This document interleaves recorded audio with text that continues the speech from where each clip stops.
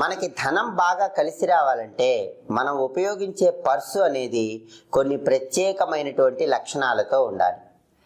చాలామంది పర్సు ఉపయోగించేటప్పుడు కొన్ని జాగ్రత్తలు తీసుకోరు. దానివల్లనే ఆర్థికంగా సమస్యలు వస్తూ ఉంటాయి.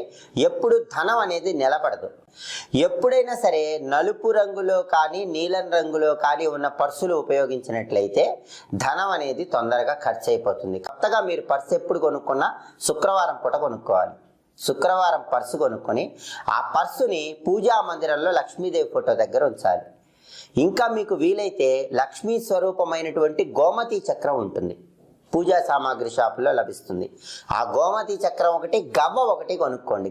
ఒక గోమతి చక్రము, ఒక గవ్వ, ఈ రెండింటిని కొత్తగా కొన్న పర్సులో ఉంచి లక్ష్మీదేవి ఫోటో దగ్గర ఉంచండి.